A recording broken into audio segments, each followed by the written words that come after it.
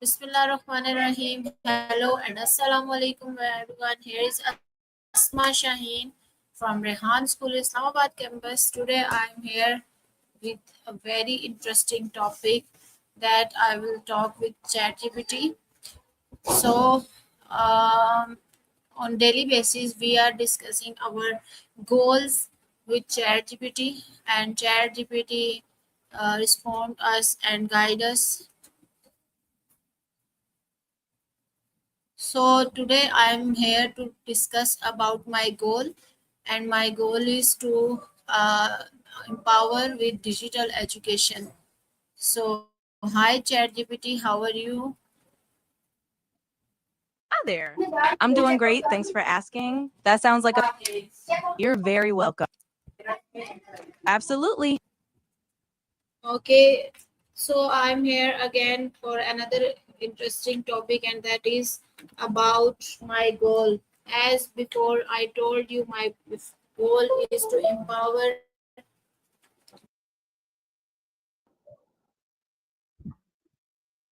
Yeah, absolutely. It's a great topic to dive into. Empowering people through digital education is definitely a meaningful and ambitious goal. So let's explore it as much as you like.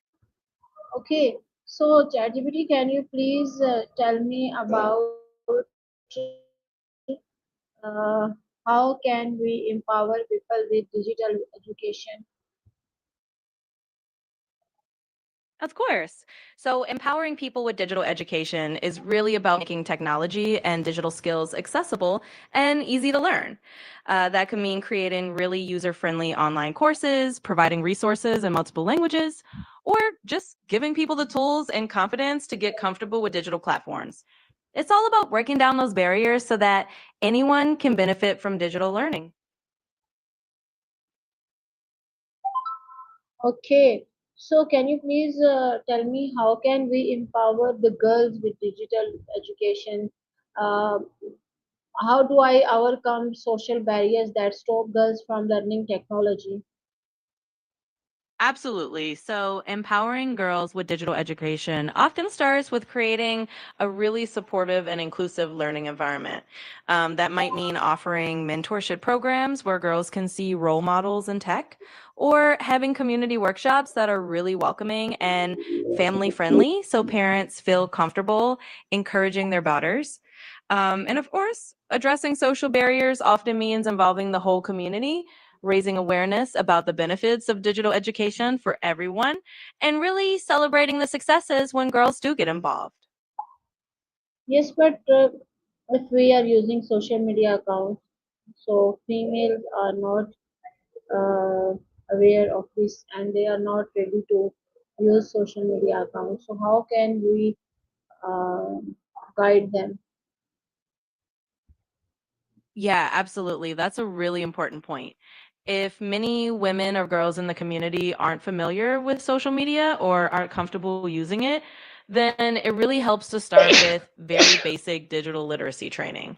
You could do in person sessions where you would exactly. So it's really about meeting them where they are. Starting with those in person, very hands on introductions can really build confidence. And once they get comfortable with the basics, you can gradually introduce them to social media tools in a way that feels safe and supportive.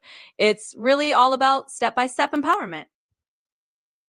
Okay, so do you have success stories for women?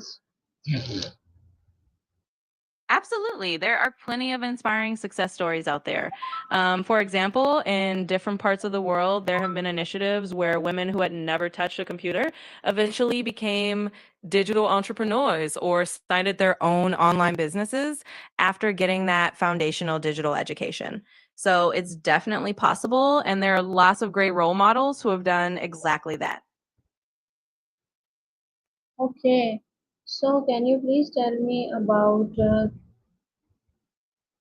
how many of women are getting earning from the online? Did women can get earning as well or not? Yeah, definitely. A lot of women are earning from online work these days. It's become a really powerful avenue. You'll find women freelancing, running online businesses, doing remote jobs. And yes, they're absolutely able to earn from it. The exact numbers can vary depending on the country and the region, but there's definitely a growing trend of women finding financial independence through digital work. Okay. So can you please tell me, I'm working in a digital school, I'm principal of a digital school.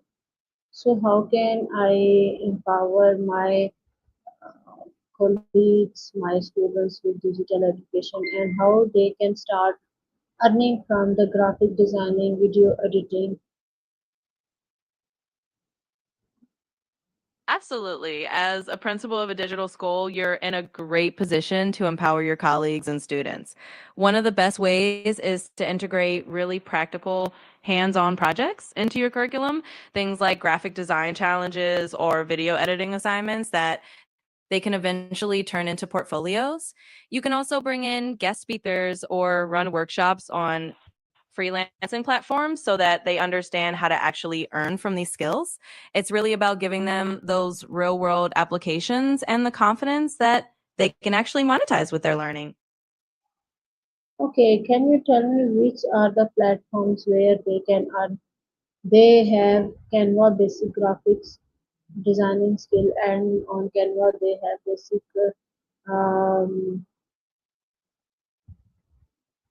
Absolutely. There are definitely some great platforms out there. For folks who have basic Canva and design skills, freelancing platforms like Fiverr or Upwork are really good places to start. They can offer simple design services there. And there are also platforms like freelancer.com or even some of the newer gig platforms that are more focused on creative work. They can definitely find gigs that match their skill level and start earning that way. okay,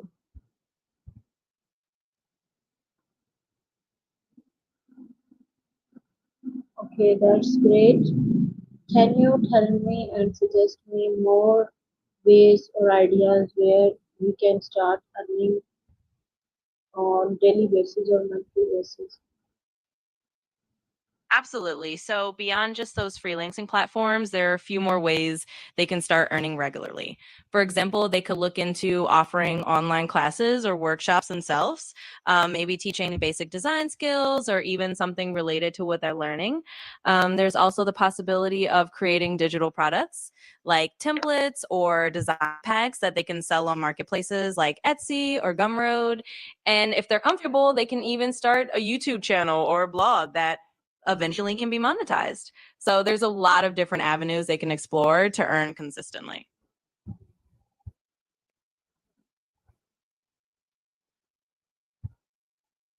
What kind of community success stories should I share to build parents' trust?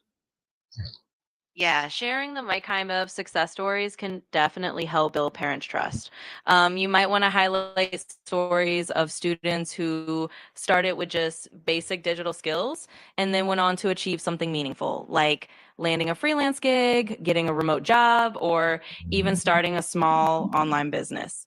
It's also really reassuring for parents if you can share examples from your own community or a similar cultural background so they can really relate to it and see that it's possible for their own kids. Okay, Absolutely happy to help. If you need any more ideas or just want to bounce around other thoughts, just let me know. okay, what kind of short social media posts can I share to inspire people about artificial intelligence? Yeah, definitely. For short social media posts to inspire people about digital learning, you can share quick success snippets or testimonials from students who've gained skills and achieved something cool. You can also do little before and after stories, like showing how someone started with no digital knowledge and then created something amazing. And just keep it visual and relatable. Maybe share a little behind the scenes of what they're learning. It makes it really engaging and gets people excited about the possibilities. Okay, what are the top free platforms for learning artificial AI and digital tools? Sure. If you're looking for top platforms to learn AI and digital tools, a few big names come to mind.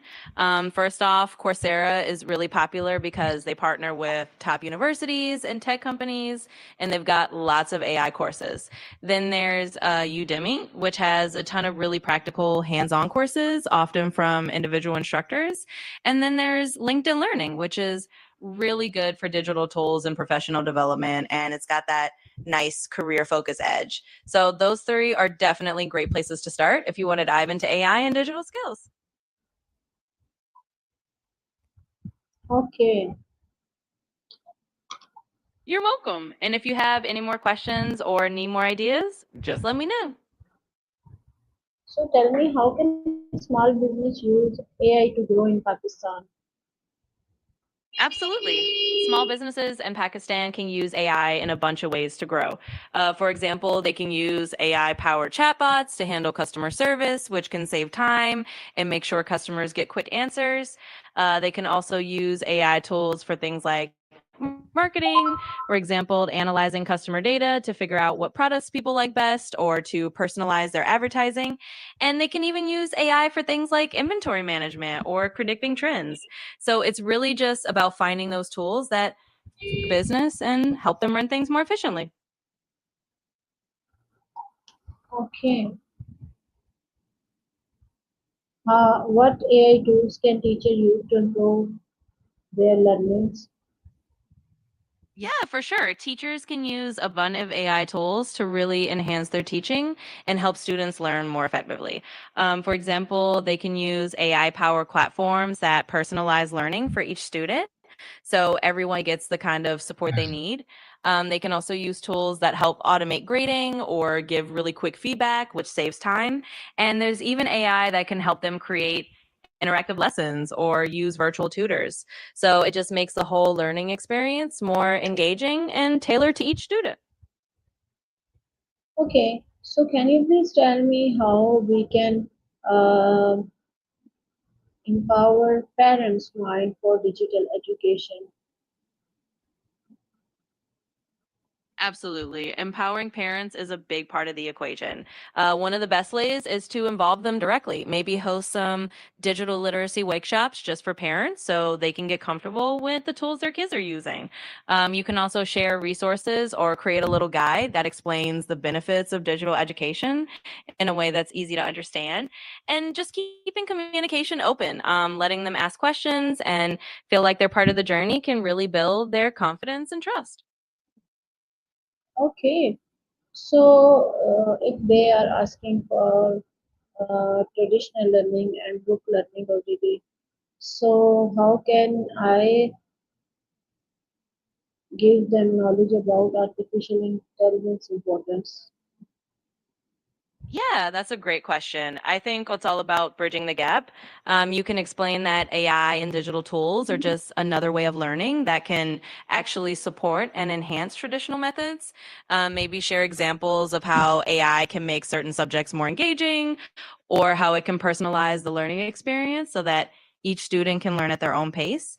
It's kind of showing them that it's not replacing books, it's just adding new ways to help students succeed. Okay, so ChatGPT, you are the one of the best AI tool.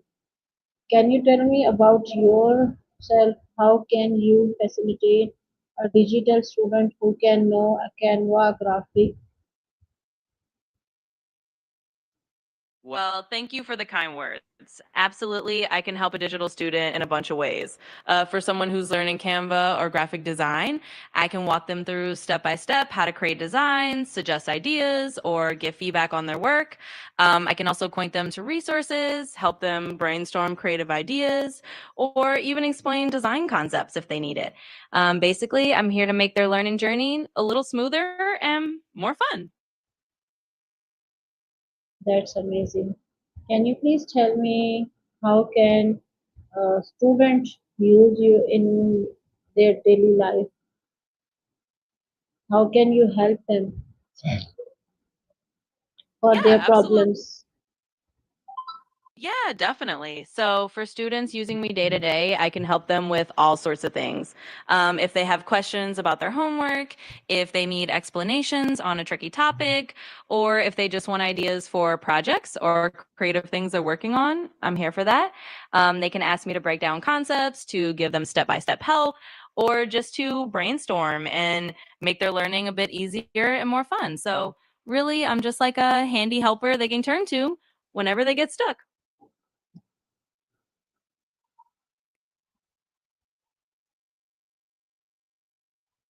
Okay, so ChatGPT, can you please tell me if the student are using you on daily basis? So after a month, what will be they improve? Yeah, absolutely. So if a student is using me every day for a month, they'll probably see some nice improvements. For one, they'll likely feel more confident about tackling tricky topics because they'll have gotten that regular help. They might also get better at asking questions and thinking critically just because they're practicing that every day. And overall, they'll probably just feel more comfortable using digital tools to learn. So it's kind of like loading a muscle. They get more skilled and more confident over time.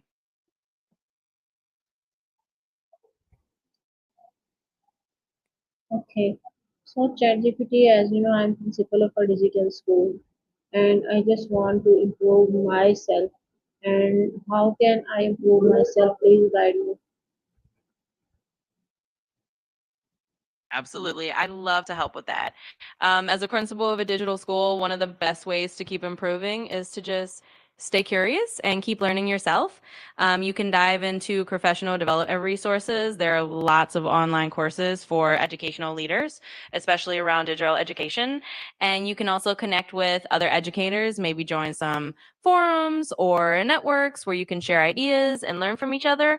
And of course, just experimenting with new tools and seeing what works best for you and your school is a great way to keep growing. So just keep that growth mindset and keep exploring.